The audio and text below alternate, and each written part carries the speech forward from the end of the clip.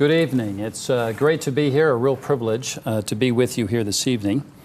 And I want to thank you for coming out on a Thursday night, no less, even though I know it's a tradition here, to hear about someone that I think is one of the most profound figures to have lived in the last century, and who I also think is exceedingly important for our times today. Someone who was a prophetic voice during his own lifetime and whose words are even more timely today, Kahlil Gibran, most known in the West, probably for his book, The Prophet, that poet, artist, and mystic who comes from Lebanon of origin. Now, I grew up in Senegal, West Africa. In a Muslim majority context, I spent the first 18 years of my life there.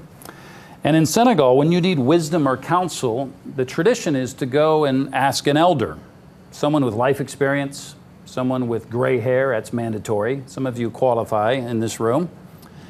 And they often respond by giving you a wolof, or that's the local tribal language, wolof proverb or parable.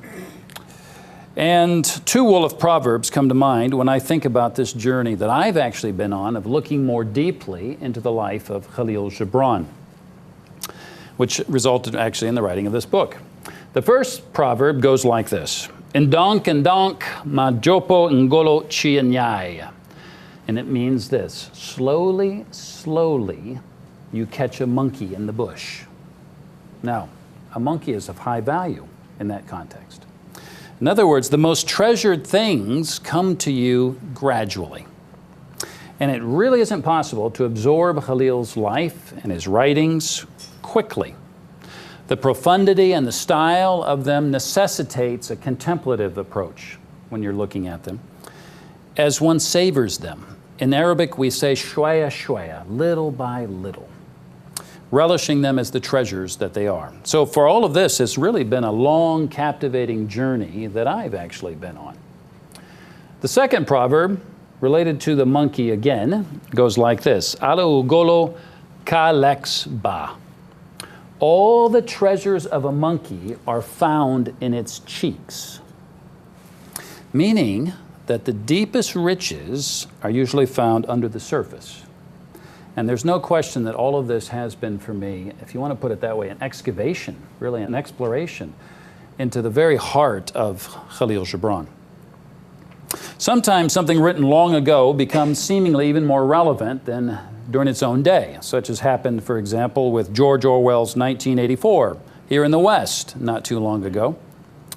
And now more than ever, I think there's a need to hear voices that call us to unity and to respect, which is very much what you're about here, and to be inspired to live deeply and generously in our thinking and actions toward the other, whomever the other is. And I believe Kahlil Gibran is just that voice, and his profound insights offer our day much needed guidance and wisdom. All of this started for me when I was working on a previous book that was focused on Christian-Muslim relations. I was looking at the life of a Syrian writer named Mazhar Malouhi, who was this profound bridge between East and West. And in that, as I traveled throughout the Middle East and North Africa, I discovered really how much Gibran was loved by both the Middle East and the West. The East was proud of him, and the West admired him. He was very much this uniting figure. And it intrigued me actually to look more deeply into his life, not just into his life and work, though, but actually almost more into his inner spiritual journey, his formation. And in so doing, I came to discover that Gibran is really a supreme East-West figure. And as a result is this unparalleled guide for our times related to peace, related to harmony, related to building bridges between East and West, certainly between their creeds and cultures. And his life and his approach, action, work actually touches almost on most of the major critical issues of our day. For example, yes, bridging between East and West, cultures and creeds, women's equality, care for the environment, interest in spirituality as opposed to institutional religion, status of refugees, immigration, Syria and the conflict in the Middle East, inclusive embrace of different faiths and learning from the best in each tradition, and of course that ongoing hunger that touches on a spiritual depth that we also desire for ourselves. On the crisis in Syria during his time, he wrote, "My heart burns for Syria, Fate has been most cruel to her. Her gods are dead. Her children left her to seek bread in faraway lands. And yet she's still alive. And that is the most painful thing. Could have been written yesterday. As it was said about Ibn al-Arabi, the 13th century Arab Sufi poet and mystic and scholar, he is a man for our time, for he has his foot in every camp. And because many excellent biographies had been written about Kahlil, I instead wanted to delve more deeply into his inner spiritual formation and immerse myself in his writings and the environments actually that shaped him. And specifically, I sought to understand what led him from being born as someone who, into at that time, was an exclusive and sectarian and intolerant Christian community, to becoming someone who actually ended up embracing all in our world, and as a result is often embraced by all. Took me all over the world, to museums, art galleries, churches, mosques, through revolutions, through counter-revolutions. It first involved, over the course of several years, visiting all the places that he lived and taking Kahlil with me, so to speak, meaning his writings, reading them in the order that he wrote them, in the places that he wrote them at each respective phase of his life. It also led me to the far-reaching places of influence his writings and art have reached. I began in his birthplace of Bishari, a little village up in the snowy mountains of Lebanon, and then on to Boston, where he and his family immigrated.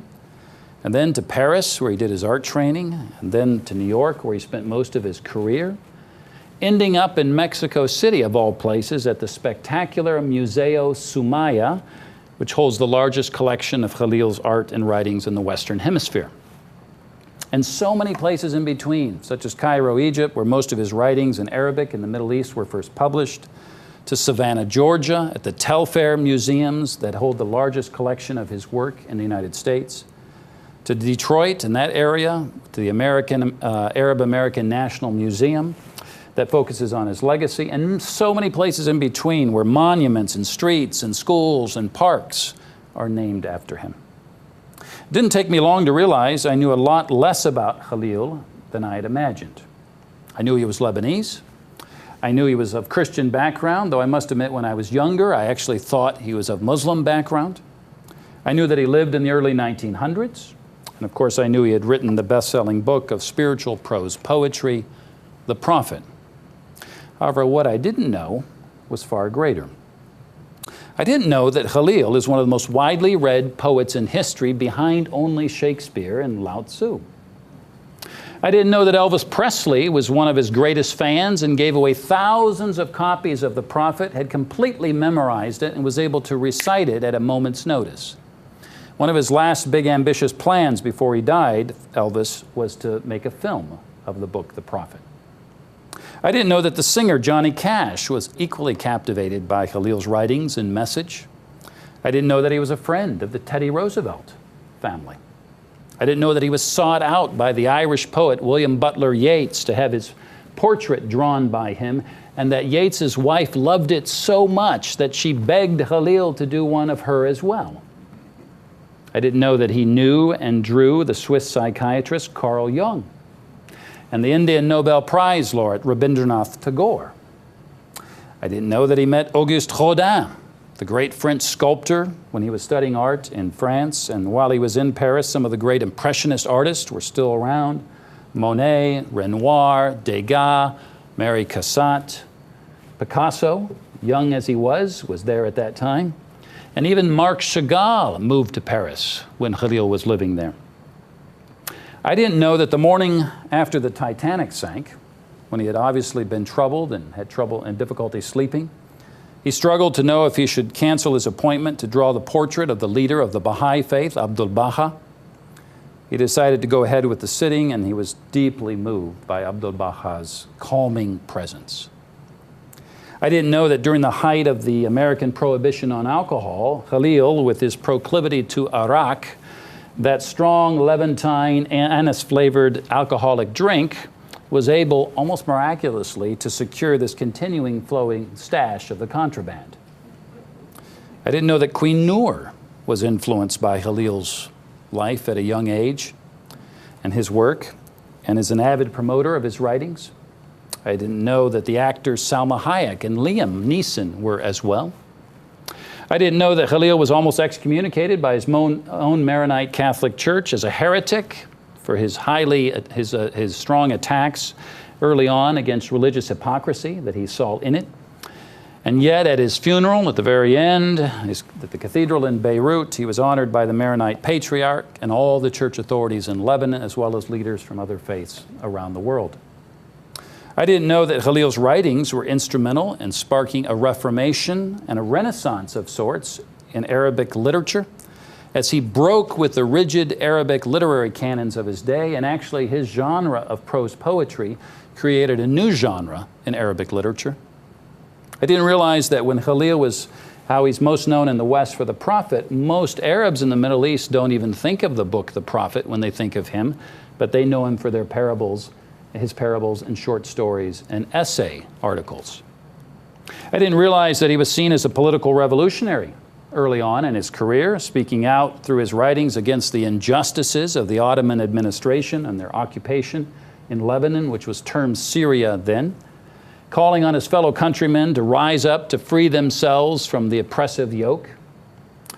I didn't know that one of the wealthiest men in the world, Carlos Slim, a Mexican of Lebanese heritage, has one of the largest collections of Kahlil's writings and art in the world in Mexico City.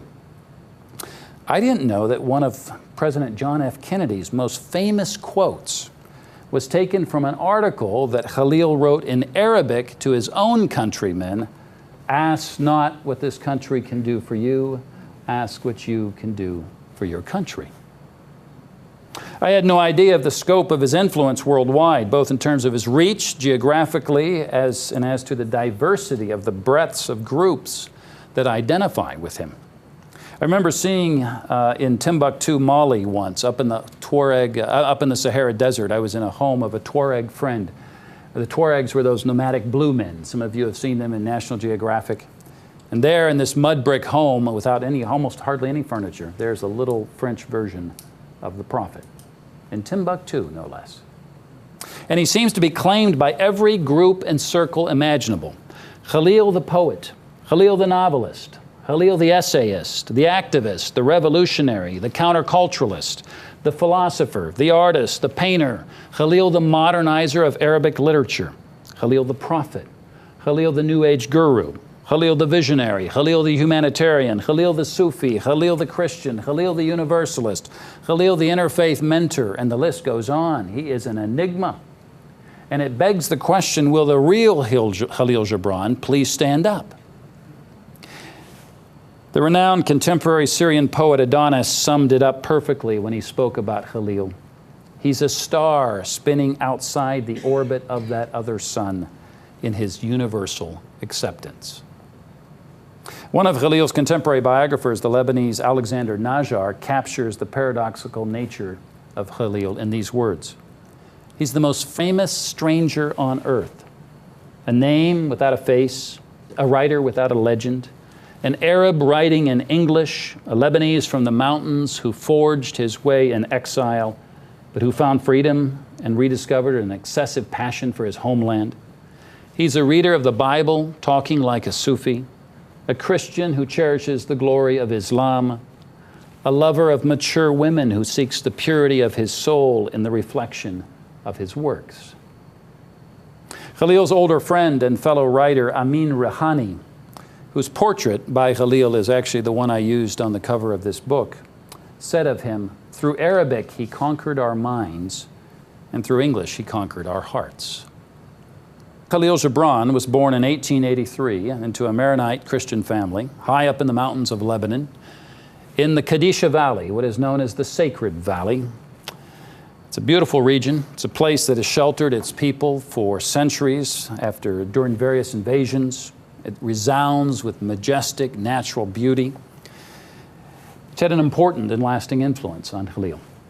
In contrast to the gorgeous, peaceful surroundings, Kahlil was born into a period of political and interreligious strife, as well as one full of corruption by the religious authorities during the latter part of a 400-year-long Ottoman occupation. These were all circumstances that would greatly influence his life and work for years to come. He was a quiet, creative child, and his mother stood out as a caring and an empowering presence in his life. And sensing his unique creative talents and spiritual sensitivity, she sought to encourage him, and at one point secured a book of Leonardo da Vinci's artwork to give him as a gift, which Kahlil remembered as a pivotal moment in that early period of his life. He wrote of the experience, "I'll never forget the moment as long as I live. It was as if a ship lost in the fog had suddenly found a compass." His grandfather had been a Maronite priest, and thanks to his mother, he was taught the great epic biblical stories which captured his imagination at a young age and showed up again as imagery throughout his writings for the rest of his life. Kahlil's father, though, was not so reliable, prone to drink, with gambling debts. He was accused of embezzlement while working for a local Ottoman administrator, and he was sent to prison, and all the family's property was lost. His mother eventually decided to follow her relatives to America and emigrated with Kahlil's older half-brother and 2 younger sisters just before he entered his teenage years. And although Kahlil was able to spend only 12 short years of his life in that mountainous setting, it was to serve as the foundation of his spirituality and worldview for the rest of his life. Once in America, they settled into Boston's South End, which was called like a little Syria then, and Kahlil began to learn English, and a whole new world of artistic influences began to inspire him. As a young teenager, he met the avant-garde Bostonian photographer and publisher Fred Holland Day, who was equally intrigued with Kahlil, and Day introduced him to this vast world of literature and art and encouraged his artistic ability. Concerned that Kahlil was losing his Arab culture and values, his mother, looking on, decided to send him back to Lebanon to complete his high school education under the watchful care of the Maronite Catholic Church in Beirut. And then the story unfolds from there. Upon his return to Boston, and within an 18-month period, he lost one of his sisters and his half-brother to tuberculosis, and then his mother to cancer. After a devastating fire that destroyed pretty much all of his artwork to date, he began to write more intensely and began to be involved in the world of Arab immigrant writers at that time in Boston, contributing articles and essays to Arabic language newspapers, publishing books for an Arabic language imprint, and helping to organize a group of writers that met regularly to discuss modern Arabic literature. And he began to express his feelings through outspoken, some might say scorching articles in Arabic newspapers in the U.S., and books and magazines, because as an immigrant, he discovered that he actually had the liberty to write in a way that he would never be allowed to write had he been living in the Arab world at that time. And with boldness and without repercussions, he crafted stories and articles addressing highly sensitive themes. He began to call on his Lebanese people to question ideologies as he began himself to grapple with religion and spirituality.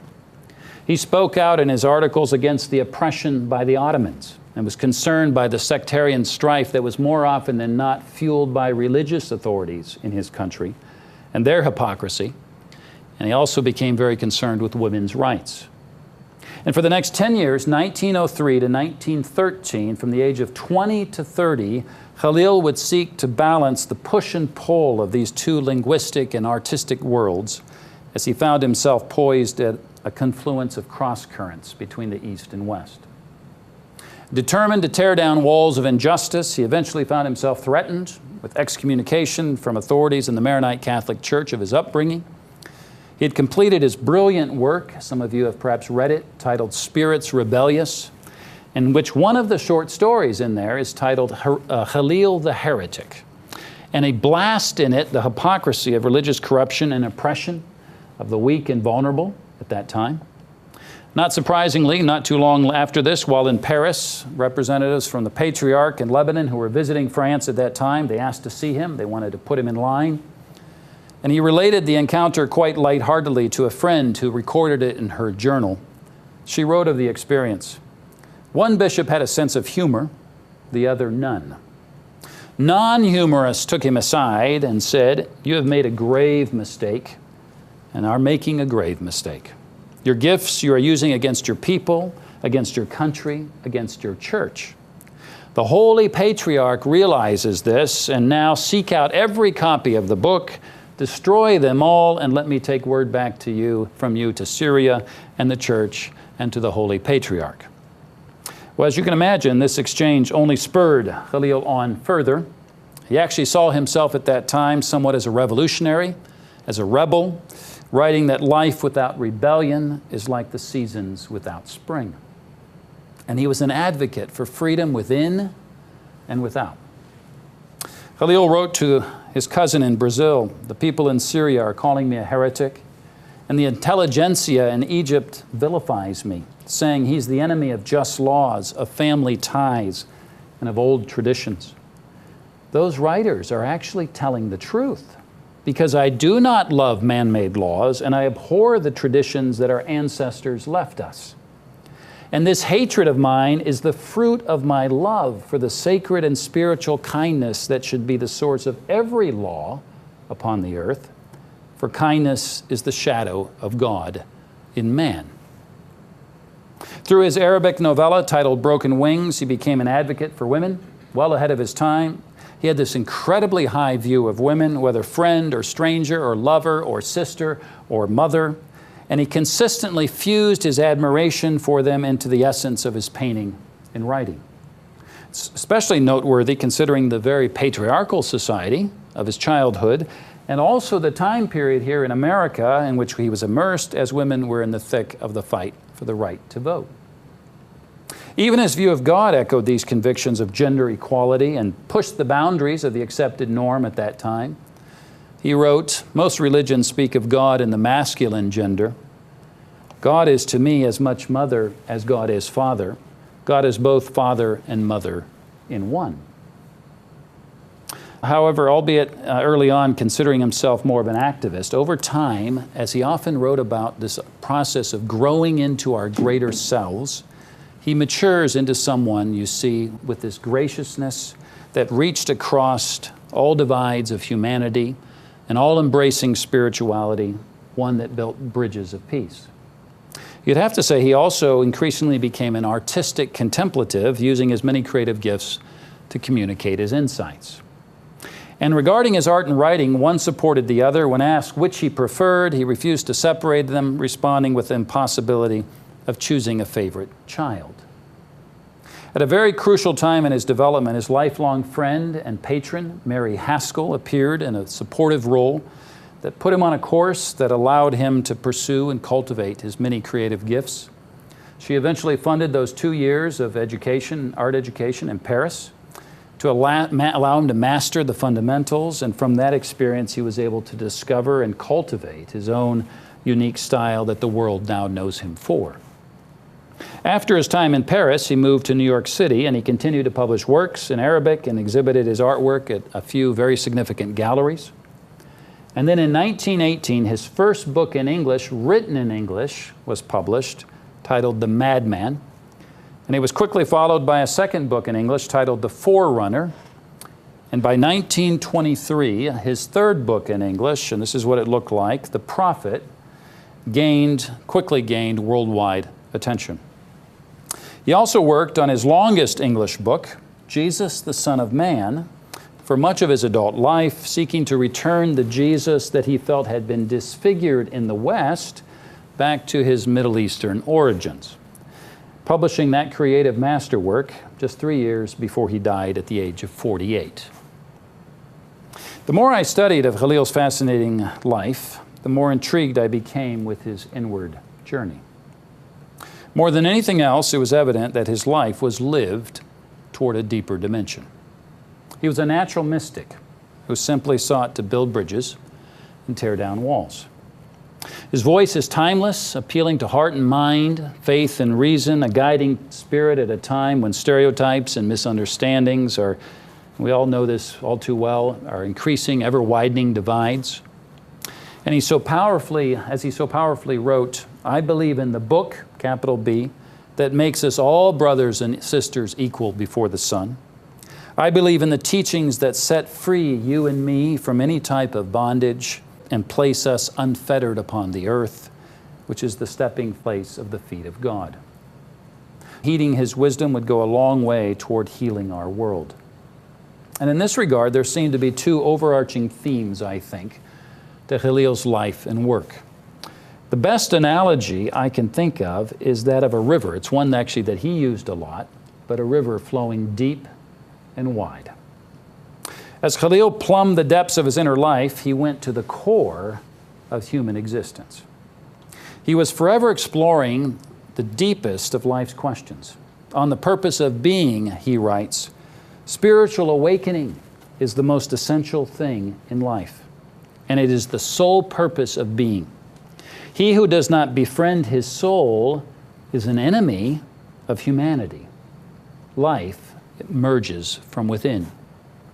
He described himself as going into the silence, intentionally so. He wrote, only when you drink of the river of silence shall you indeed sing.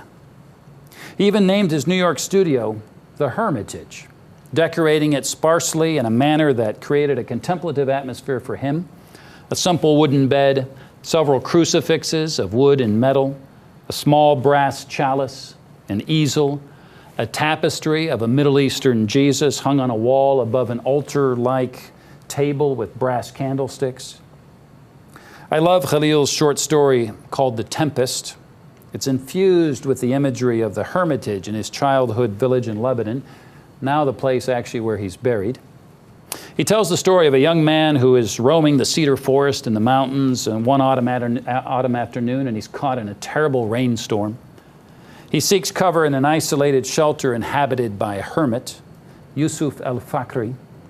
And he's heard of Yusuf from the local villagers and had longed to meet him one day to learn his spiritual secrets. And this storm provides him the perfect excuse.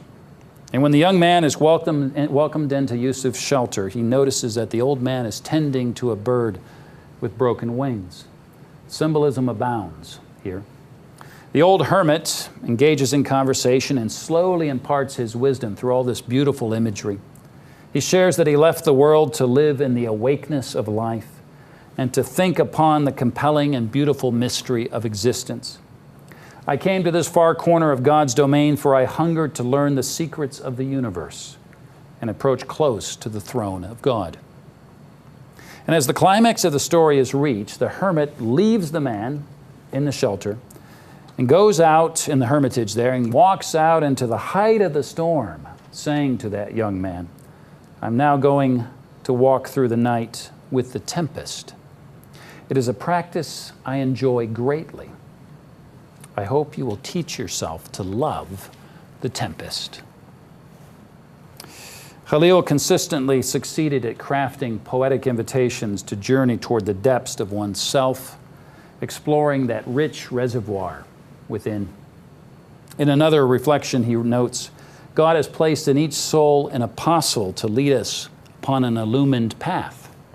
Yet many seek life from without, unaware that it is within them. When someone asked him what is a mystic, Kahlil said to have smiled and replied, nothing very secret nor formidable, just someone who has drawn aside one more veil. Kahlil was constantly listening, paying attention to life and ever in search of greater interior depth. The soul is mightier than space, he said, stronger than time, deeper than the sea, and higher than the stars. He was preoccupied during his entire life with the depths that he knew the spirit of humanity was able to plumb and the heights that he was convinced humanity was destined to scale, always striving toward a deeper dimension. Kahlil spoke of his painting process in similar terms to his friend and patron, Mary Haskell. When I paint a picture, I try to give the picture a presence.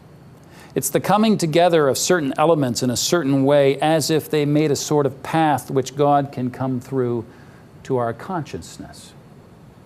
Another time he wrote to her, I have obtained a first-rate telescope, and I spend an hour or two every evening staring into infinity, close to that which is distant and remote, and in awe of the greater whole.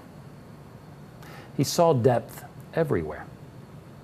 The collection of imagery and created synonyms Kahlil used for God are many: the greater whole, the infinite, the almighty, God creator, nature, love, eternal wisdom, unseen, eternal altar, all-powerful, supreme infinite, Lord of life, of love, and of death, great spirit, great intelligent being, great power, the unknown, the great sea, the absolute, and the list goes on.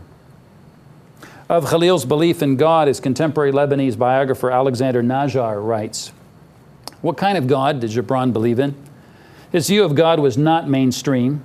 Gibran's mysticism is a convergence of several different influences: Christianity, Islam, Sufism, Theosophy, and Jungian psychology. He was a native of Lebanon, which, contrary to appearances, represented religious syncretism. It was a message of coexistence that he offered. He rejected fanaticism and religious segregation of any kind and called his own convictions from a synthesis of different religious messages without their dogmatism. He could not reasonably confine himself to any one of the three great monotheistic faiths." Over and over again, Kahlil focused in his work on love for God rather than religion. When asked, "What is religion?" he replied, "What is it? I know only life. Life means the field, the vineyard, and the loom. The church is within you, and you yourself are your priest." During a time of deep despair and questioning, he wrote, "But somehow when I feel like a little helpless fish in a muddy lake, I cannot help but say to myself, the air which is above the water is not muddy. I cannot lose my faith in the God element."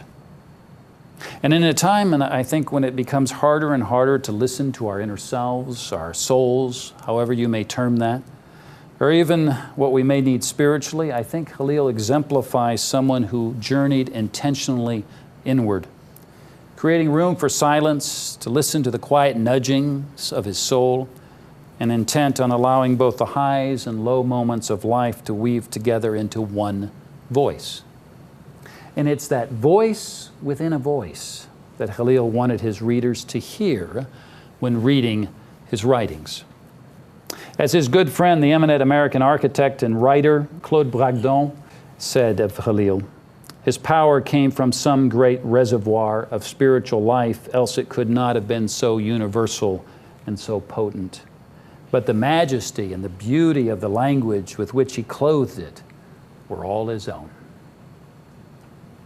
This depth is what I think led the actor Salma Hayek actually to produce a film on Kahlil's book, The Prophet. One of the most enjoyable trips that I went on working on this book was to attend the premiere of The Prophet, this animated adaptation of the book, at the Toronto International Film Festival, produced by Salma Hayek and directed by Roger Ayers, most known for The Lion King.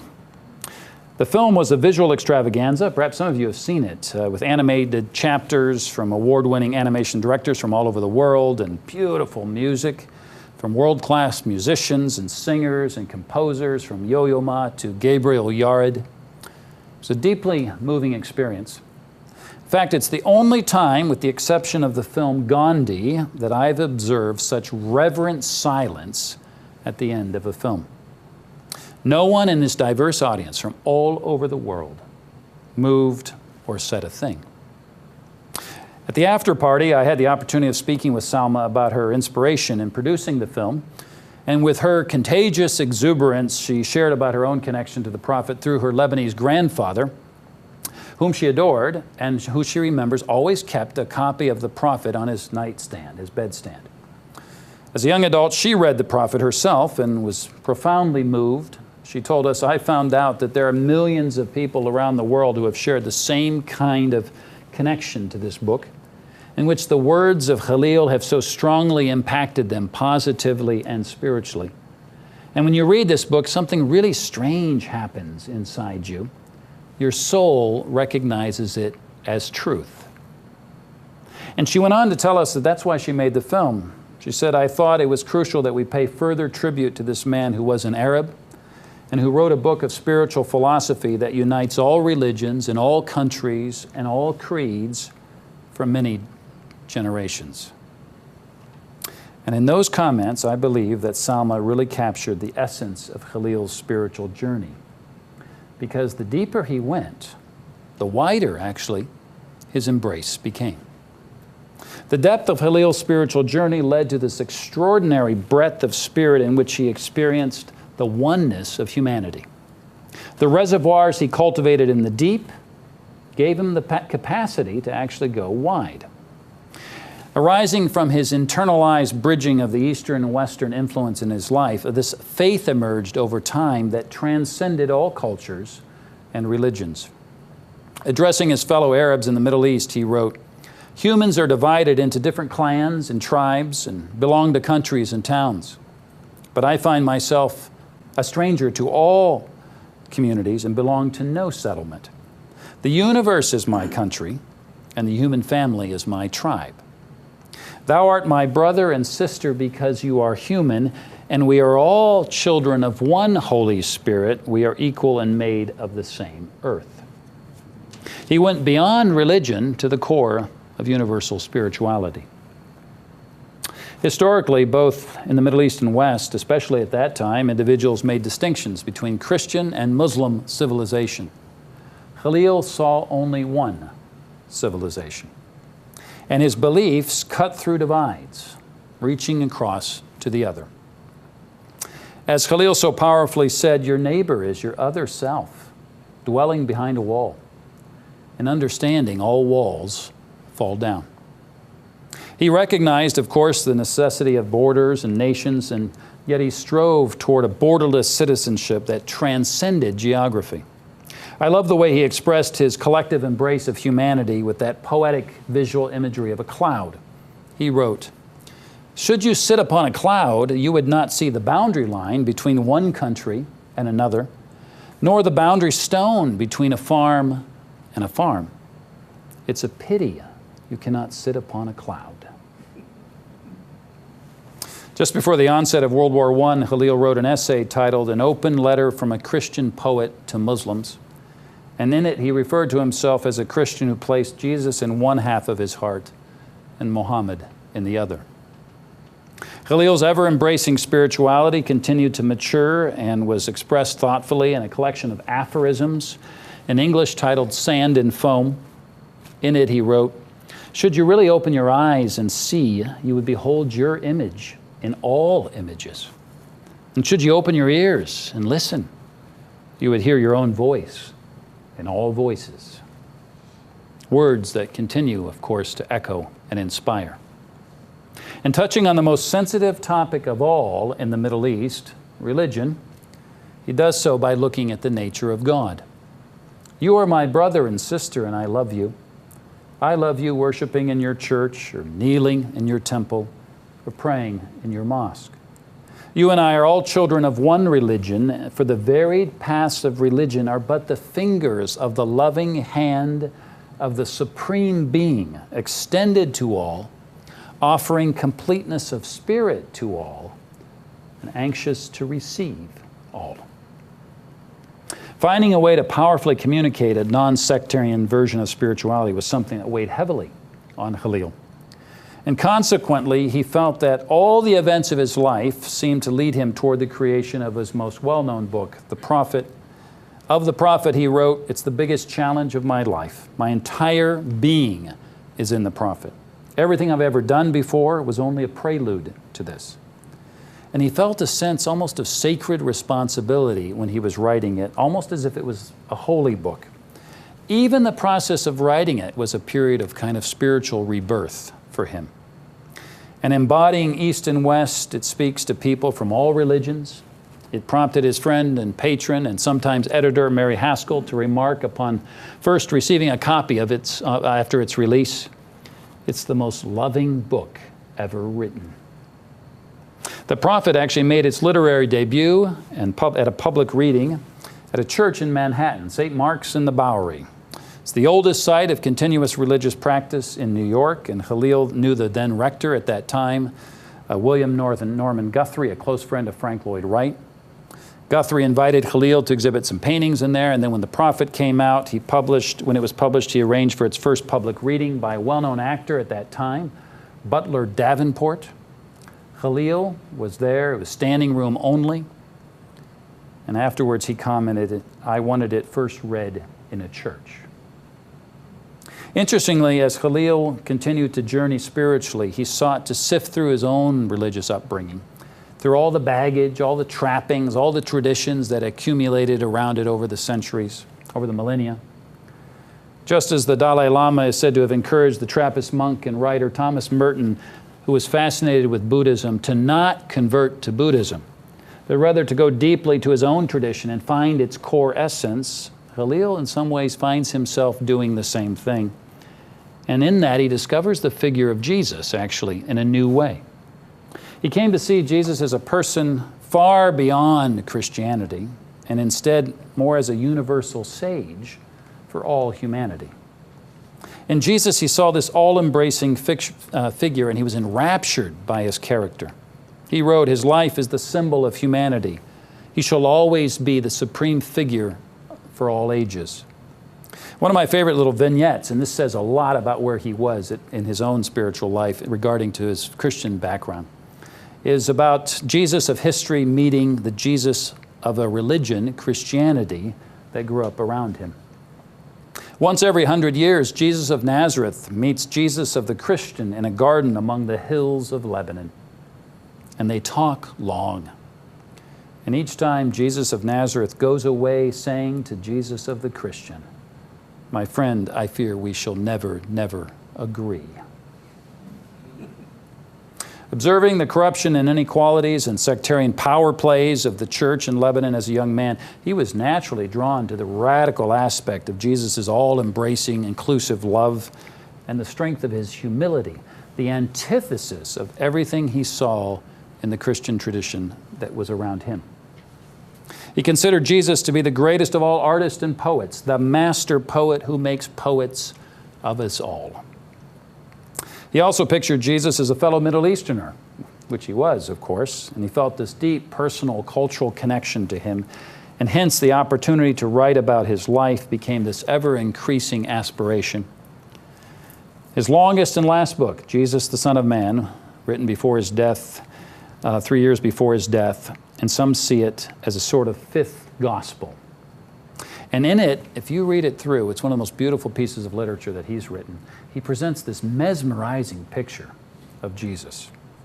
He portrays the life of Jesus through the eyes and voices of 77 individuals during the time of Jesus, historical and some purely fictional, some friends and some antagonists. Although he spoke a lot about God, his writings and art were infused with a much deeper concern, that of living in harmony with one another and all of creation. He wrote, "I bid you to speak not so freely of God, who is your all, but to speak rather to and understand one another, neighbor unto neighbor." And understanding and empathy emanated from his person, ideals, of course, that are so necessary in our contemporary context. Also to Kahlil, while spirituality served as an attempt to connect with the transcendent, the divine, however you want to term it, he realized this could not be found in creeds and dogma, and so to search for God solely in a mosque or a church or a temple was actually to limit one's search for wholeness. So his quest became an opportunity to actually unearth that which was woven in the very fabric of creation, of the environment, of nature. And in an age in which issues in our environment are at the forefront, with deep respect for the earth, Kahlil's holistic worldview very much rings forth. He did not separate the spiritual dimension of life from the natural world as the West so often has done, unlike the East, but rather, of course, he saw them in harmony. Just after Easter 1931, after a battle with ill health, Kahlil lay dying.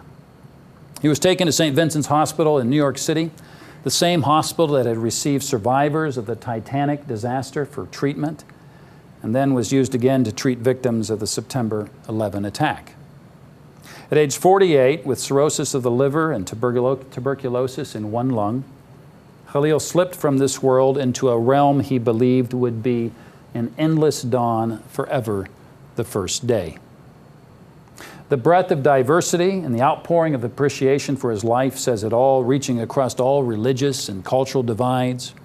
In New York, it was actually a rabbi who had known Kahlil from his early days in the U.S. that undertook the task of arranging a tribute titled a tribute to the spirit of Kahlil Gibran.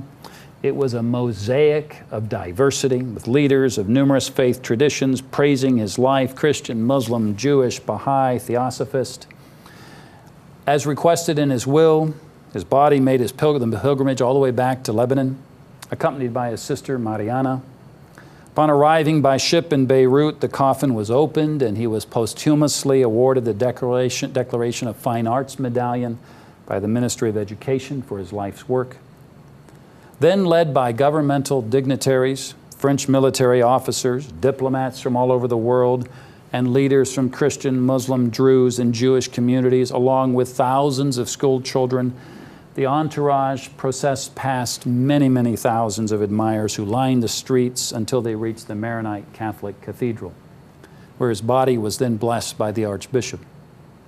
Once thought of as a rebel by the church and by his country, in the end he was welcomed home as a celebrated native son.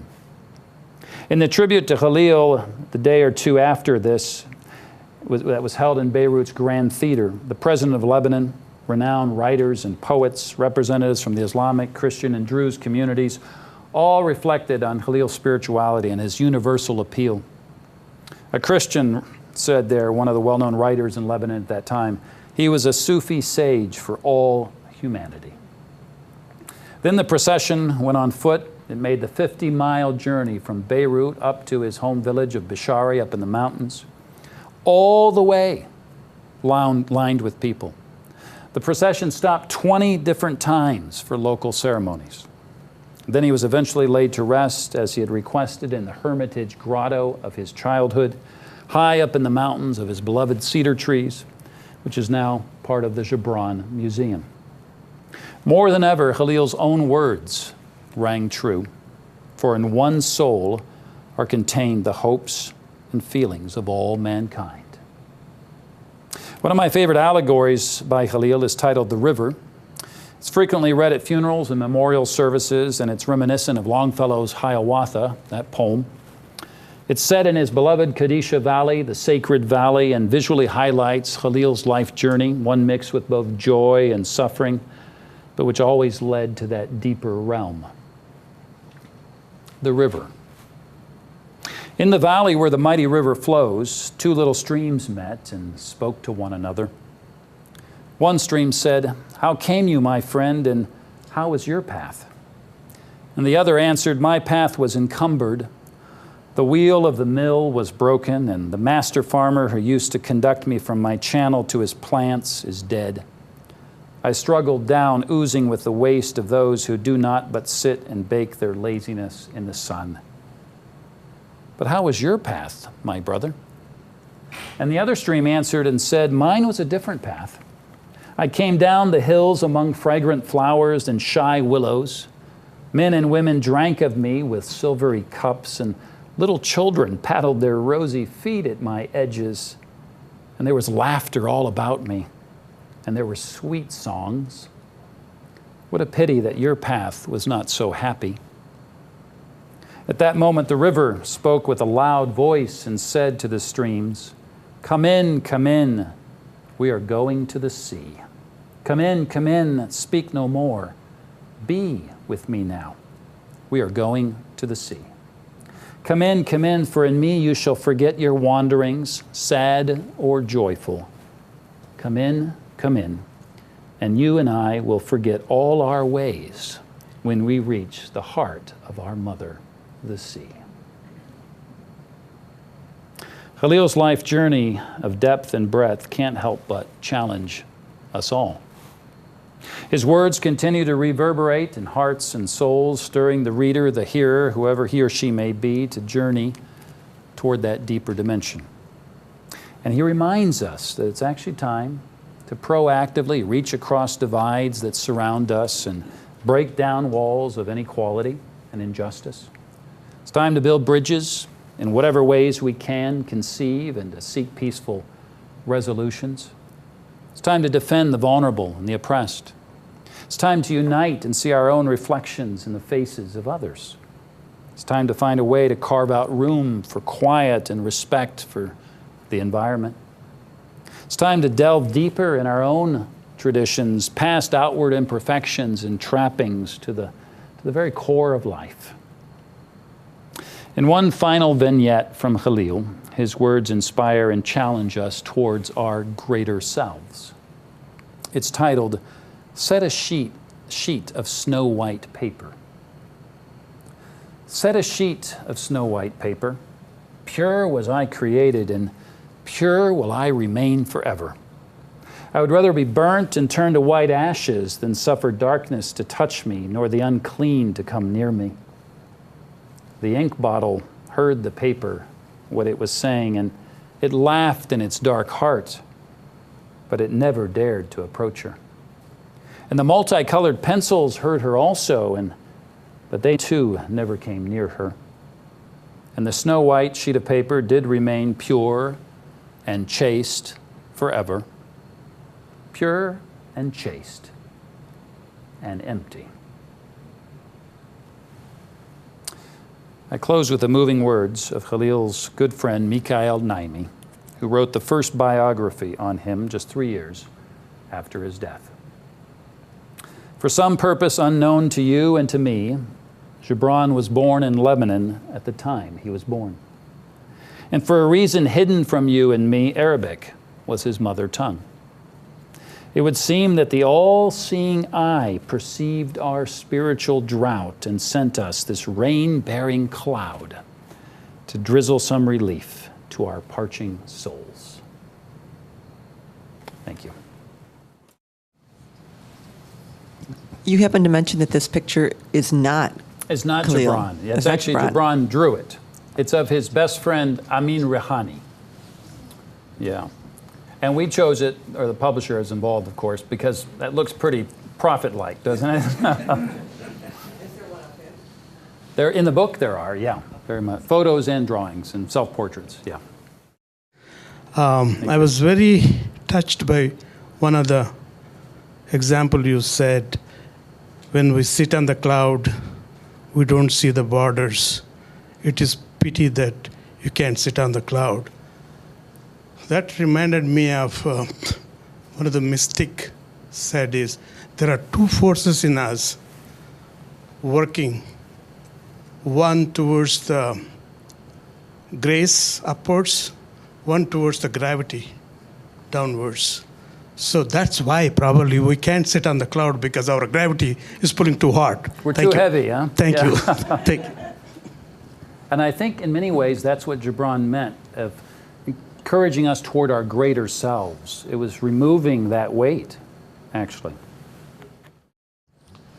I'm curious, what is it that drew you to Kahlil Gibran, and why take on this incredible work that you've just done?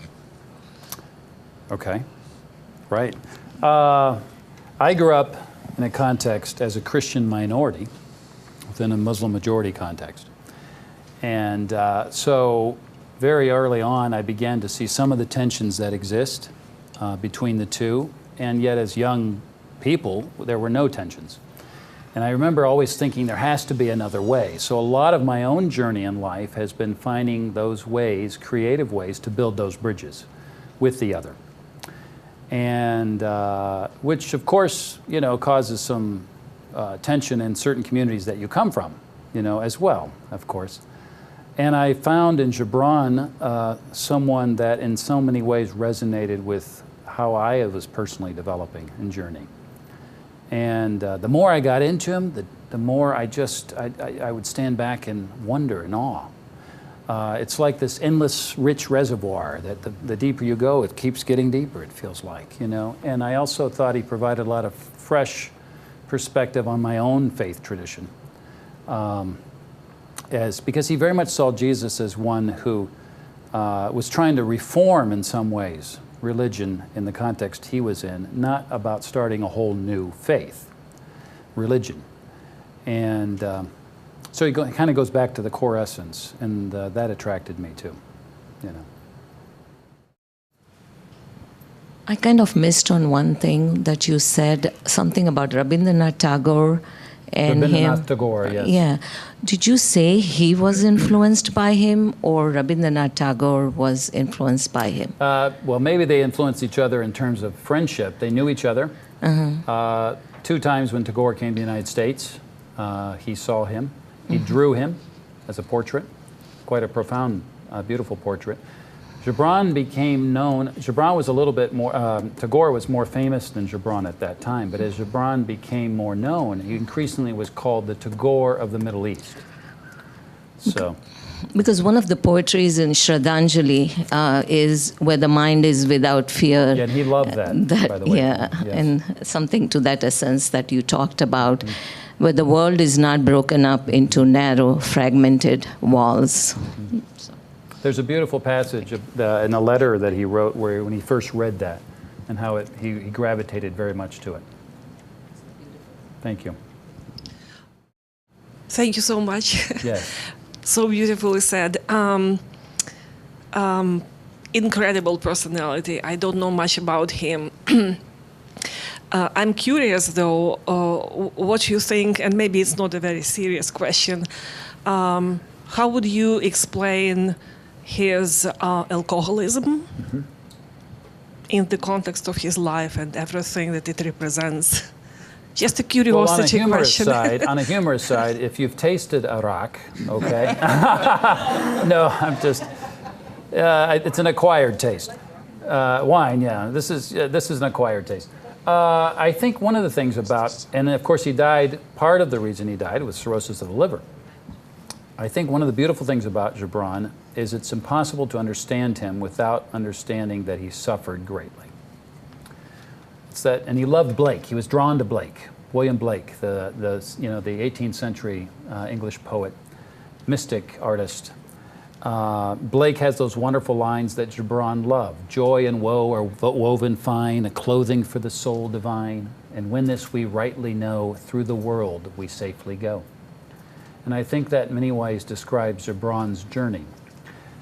One of the things I find him attractive as well is that he wasn't a saint. Well, of course, we know no one's really a saint, but and it's interesting, some early biographies tried to portray him as this man who, like that last little vignette I read, white paper, not being touched by anything. Well, that wasn't Gibran. He was someone who was accessible, you can relate to. But regardless, he was on this thread, there's this golden thread of that inward journey and connecting with the transcendent. And it led him, the beautiful thing is it kept leading him to become this figure that more and more people loved and were attracted to because he became more accepting and embracing of everyone. So anyway, but that's why he died at 48, one of the reasons. Of course, tuberculosis, his mother, his brother, half-brother and sister died of tuberculosis as well. So that was another element, but he was probably weakened enough for that. Did he ever marry? No, he never married. His best friends were women, and they were critical in his life in many ways at different phases in his life. His two closest female friends was an American woman named Mary Haskell, who I quoted a little bit from. She was in Boston with him. She was about 10 years older. She eventually moved to Savannah, Georgia. That's why there is one of the largest collections, because she had a lot of his work that he had given her. And she bequeathed it to the museum there, Telfair Museum. She was his patron, and I would say his soulmate, and his editor in many ways. Because remember, English wasn't his first language. So when you read the Prophet, to think that he wrote that, it's remarkable, actually, for someone with second language. And the other woman that really played a key role in his life was May Ziadeh, who was Lebanese but lived in Cairo, Egypt, and they never met. You could almost say they were soulmates, love mates, but not in a physical sense. And she played a very formative role in his life as well, in a very different way. He had some lovers early on, especially, but no, never married. Never married. He did propose to Mary Haskell, and she at one time, and she kind of held back a little bit, and then she finally came around, it seemed like, but by then he had already decided it probably wasn't wisest anyway. He had two questions, really. Can you talk a little bit about his relationship with Carl Jung and himself? And then, in The Prophet, on page 29, that's one thing that one thing that confused me is that he says joy and sorrow are inseparable, and it seems like they're just totally the opposite, but I don't quite understand his thoughts on that. Well, I'm not sure I can purport to know all his thinking either, but the first question was related to Carl Jung. Yeah. Carl Jung was just an acquaintance when Carl Jung came to the United States several times in New York. Can't say they knew each other well or anything, but he read some of Carl Jung's writings at that time, and probably, especially at the latter phase of his life, he was more influenced by some of his thinking in that regard. In terms of that, sorrow and joy, there's a wonderful line he has, is that something like, and I don't, it's this is the idea, it's that the deeper your soul is carved with hardship, the greater joy it can contain. And so there's an element where you experience greater joy having experienced deeper sorrow. So it's part of the paradox of life. Was Gibran's work not accepted by any culture, country, or religious group? I think it's the answer is a yes and no. It's not in the sense of viewed as a sacred text by any religious group, but at the same time, its readership comes from all different religious groups. So, I mean, at the end of his life, it's said that in the hospital there at St. Joseph's in New York, the priest came to offer him last rites, and he refused. But it was almost like he was beyond that now in his own journey, you know? So one thing about Gibran, one of the reasons I wrote the book, beyond simply being taken with his own life and as what I've already shared, is that, I mean, usually I take a survey. I'm curious here, how many of you had the prophet somehow came into your life in one way or another? Okay? Remarkable, isn't it? Now, how much did you really know about Gibran? Yeah, most don't. And so one reason was to introduce Gibran to people who actually were familiar with the name, and the second is to actually introduce him to a whole new generation, like my kids, whose worldview embodies very much of what Gibran stood for and is, but they just don't know that he exists. So that's that's why I'm going to a lot of universities and giving talks and lectures for that purpose, actually, you know, so. From what you know of Gibran, if he was alive today, what do you think he would be doing or thinking, just from what you've studied about him? Well, he'd be tremendously concerned about the Middle East and the conflict there. There's a wonderful little letter that I saw in the Museo Sumaya in Mexico City, where where Barbara Young, who was a woman in the latter period of his life who was a very close friend of his, writes his sister saying, and this is during World War II, "Thank God he's not alive. It would have killed him internally." Okay? So he felt things very deeply. And to see what's happened to the Levant area that he was from, I think it would be tragic. It makes the stuff that he said about Syria at his lifetime look very small, you know, in contrast. That's one thing. And the other thing, of course, if he was in our country at this time, in the U.S., I think he would, well, maybe he'd be on the list, I don't know, you know, but he certainly would be a prophetic voice speaking out against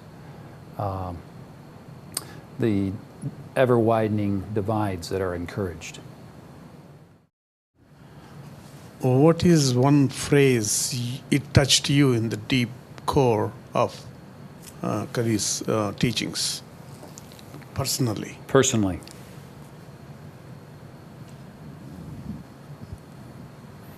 There's so many, of course. I love that one that I did quote about that all religions are really the fingers of the Supreme Being that longs to embrace, accept, and receive. I thought those were beautiful words, you know. And he was an optimist. And so when he looked to the transcendent, to the divine, to God, he saw a nature that, however, what term you ever want to use, but he saw a nature that was beauty, capital B.